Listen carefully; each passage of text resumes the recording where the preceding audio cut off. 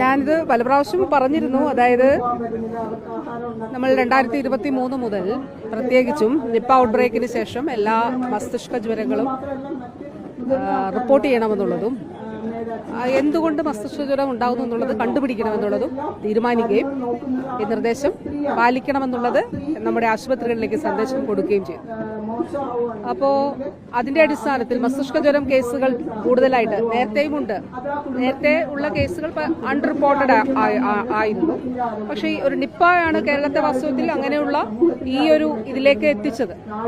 അപ്പോൾ അതിന്റെ അടിസ്ഥാനത്തിൽ മസ്തിഷ്ക ജ്വരം കേസുകൾ റിപ്പോർട്ട് ചെയ്യാൻ തുടങ്ങി. അപ്പോൾ പരിശോധിക്കുക എന്തുകൊണ്ട് മസ്തിഷ്ക ജ്വരം. അത് ആദ്യം വൈറൽ ടെസ്റ്റുകളെല്ലാം നടത്തി അത് നെഗറ്റീവ് ആണെങ്കിൽ പിന്നെ എന്തുകൊണ്ട്. അങ്ങനെ പരിശോധനകളിലാണ് അമീബ മൂലമാണ് എന്നുള്ളത് കണ്ടെത്തിയത്. അപ്പോൾ ഇവിടെ തന്നെ നമ്മളിപ്പോൾ ചികിത്സിച്ചവരിൽ ഇപ്പോൾ നിലവിൽ ചികിത്സയിലുള്ളവർ 2 പേർ മറ്റ് സ്റ്റേറ്റ്സിൽ നിന്നുള്ളവരുണ്ട്. അതായത് അവിടെ അവരുടെ രോഗമായി അവിടെ കണ്ടുപിടിക്കാതെ ഇവിടെ വന്ന് പിന്നെ രോഗം കണ്ടുപിടിച്ച് ചികിത്സ തേടിയവരാണ്. അപ്പോൾ തീർച്ചയായിട്ടും നമ്മൾ കണ്ടുപിടിക്കുന്നത് കൊണ്ടുള്ള ഗുണം എന്താണ് എന്ന് വെച്ചാൽ ആഗോളതലത്തിൽ വളരെ ഉയർന്ന മരണനിരക്കുള്ള ഒരു രോഗമാണ്. അത് നെഗ്ലേറിയ ആണെങ്കിൽ 98%, 99% മരണനിരക്ക്. കാന്തമീബ ആണെങ്കിൽ 60% മുകളിൽ, 70% മുകളിലാണ്. അപ്പൊ ആ മരണനിരക്ക് കുറയ്ക്കുന്നതിന് ആളുകളുടെ ജീവൻ സംരക്ഷിക്കുന്നതിന് നമുക്ക് കഴിയുന്നു എന്നുള്ളതാണ്. അതുകൊണ്ട് ആശങ്കപ്പെടേണ്ടതില്ല.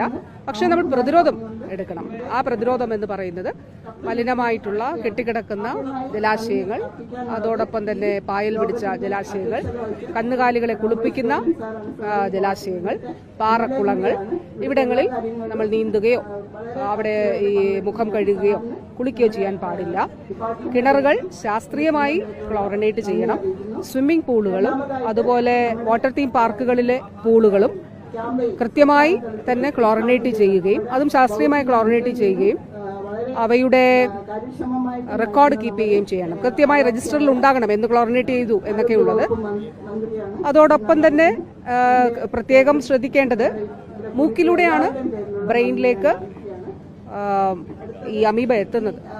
അതുകൊണ്ട് മൂക്കിലേക്ക് വെള്ളം കയറുന്നത് ഒഴിവാക്കുകയും വെള്ളം ഒഴിക്കാതിരിക്കുകയും ചെയ്യണം എന്നുള്ളതാണ്. അത് എല്ലാവരും അതിൽ പ്രത്യേക ജാഗ്രത എടുത്താൽ മതിയാകും. അത് ആശങ്കപ്പെടേണ്ടതില്ല. ഇല്ല, നമ്മളെല്ലാം സോഴ്സ് ഐഡന്റിഫിക്കേഷൻ ഉണ്ടല്ലോ. അതായത് 2 തരത്തിലാണ്. ഒന്ന്, ഇപ്പോൾ ഒരു കേസ് റിപ്പോർട്ട് ചെയ്താൽ ആദ്യം നമ്മുടെ DHS ഇത് റിപ്പോർട്ട് വന്നു കഴിഞ്ഞാൽ DHSന്റെ അവിടെ നിന്ന് പബ്ലിക് ഹെൽത്ത് ഇതിലേക്ക് അവരിത് അറിഞ്ഞാൽ അത് സോഴ്സ് ഐഡന്റിഫൈ ചെയ്യും. അങ്ങനെയാണ് നമ്മൾ കണ്ടുപിടിച്ചത്. ഇപ്പോൾ 2024 ഒരു കേസിൽ അതിനു മുൻപ് നമ്മൾ ഇപ്പോൾ കുളങ്ങൾ കെട്ടിക്കിടക്കുന്ന വെള്ളമൊക്കെ ആയിരുന്നല്ലോ. പക്ഷെ അങ്ങനെയൊന്നും കുളിക്കാത്തൊരു വ്യക്തിക്ക് വന്നു. അപ്പോൾ നമ്മൾ എന്തുകൊണ്ട് ഇങ്ങനെ വന്നു, നമ്മുടെ മുന്നിലുള്ള ചോദ്യമായി നമ്മൾ ഉന്നയിച്ച ചോദ്യം എന്തുകൊണ്ട് വന്നു അങ്ങനെ.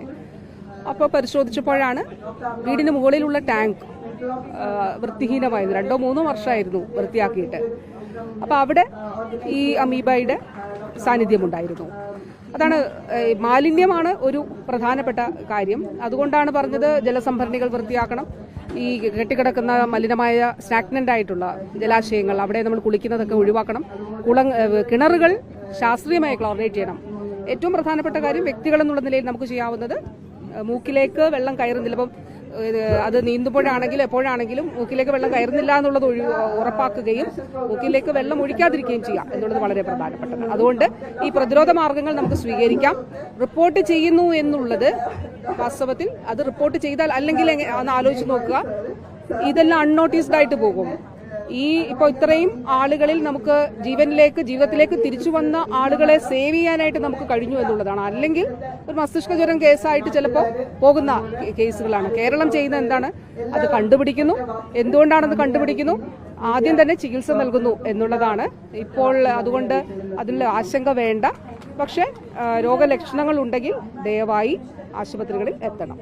Thank you.